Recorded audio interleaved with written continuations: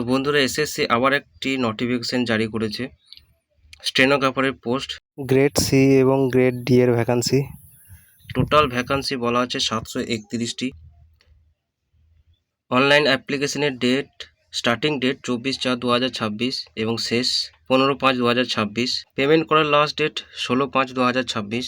যদি কোনো রকম ফর্ম অ্যাপ্লাই করতে গিয়ে ভুল হয় তাহলে তার কারেকশনের জন্য ডেট দেওয়া হয়েছে 20/5/2026 থেকে 21/5/2026 পর্যন্ত। এটি কম্পিউটার বেসড এক্সাম হবে। এই এক্সামটি হবে জুলাই আগস্ট মাসে, 2026 জুলাই আগস্ট মাসে এক্সামটি হবে। আর কোনো রকম অসুবিধা হলে টোল ফ্রি নাম্বার দেওয়া আছে, টোল ফ্রি নাম্বারে যোগাযোগ করে জেনে নেওয়া যাবে। আর অফিসিয়াল ওয়েবসাইট দেওয়া আছে sscgovernment.in।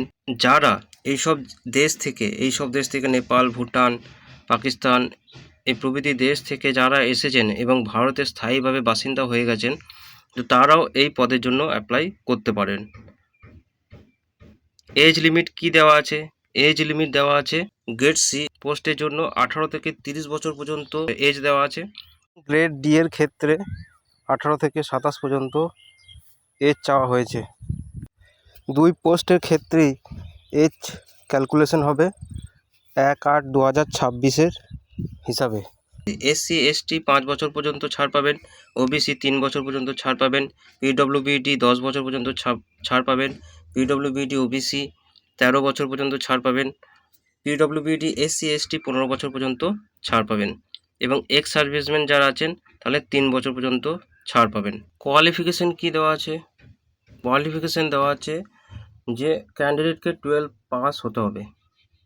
1/8/2026 তারিখের মধ্যে সেই ক্যান্ডিডেট যেন 12 পাসড হয়। তো যারা 12 পাস করেছেন তারা এই পোস্টের জন্য আবেদন করতে পারবেন।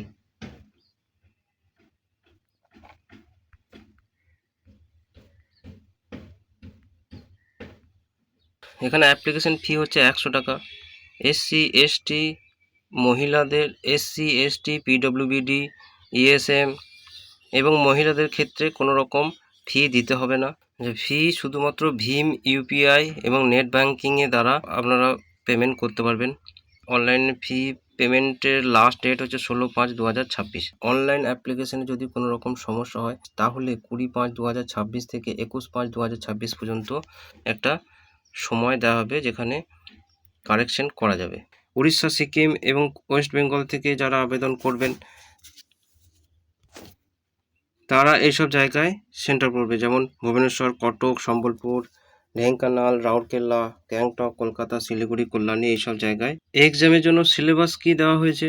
এক্সামের জন্য সিলেবাস দেওয়া আছে জেনারেল ইন্টেলিজেন্সি এবং রিজনিং, জেনারেল অ্যাওয়ারনেস এবং ইংরাজি। এই 3টি সাবজেক্টের ওপরে এক্সাম হবে। এক্সামের জন্য টোটাল মার্কস হচ্ছে 200 নম্বর এবং 2 ঘন্টার সময়। জেনারেল ইন্টেলিজেন্সি এবং রিজনিংয়ের জন্য 50টি কোশ্চেন থাকবে এবং 50 নাম্বার থাকবে। 50টি কোশ্চেন, 50টি নাম্বার। জেনারেল অ্যাওয়ারনেসের জন্য 50টি কোশ্চেন, 50 নাম্বার। আর ইংরেজির ক্ষেত্রে 100টি কোশ্চেন এবং 100টি নাম্বার। জেনারেল ইন্টেলিজেন্সি এবং রিজনিংয়ে 50 নম্বরে পরীক্ষা, সেটি 30 মিনিট ধরে হবে। তারপর জেনারেল অ্যাওয়ারনেস 50 নম্বরের, সেটাও 30 মিনিট হবে।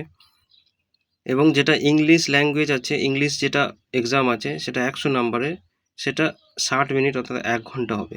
তো পরীক্ষা টোটাল 2 ঘন্টার। প্রথমে জেনারেল ইন্টেলিজেন্সি এবং রিজনিং হবে 30 মিনিটের, জেনারেল অ্যাওয়ারনেস হবে 30 মিনিটের, ইংলিশ ল্যাঙ্গুয়েজ হবে 1 ঘন্টার 60 মিনিটের।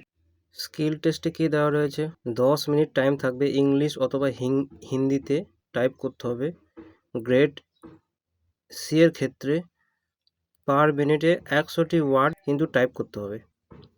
আর গ্রেড ডি এর ক্ষেত্রে পার মিনিট 80টি ওয়ার্ড টাইপ করতে হবে। তো বন্ধুরা, এই ছিল আজকের খবর। যারা অ্যাপ্লাই করেননি তারা এই অফিসিয়াল ওয়েবসাইটে গিয়ে অ্যাপ্লাই করতে পারেন।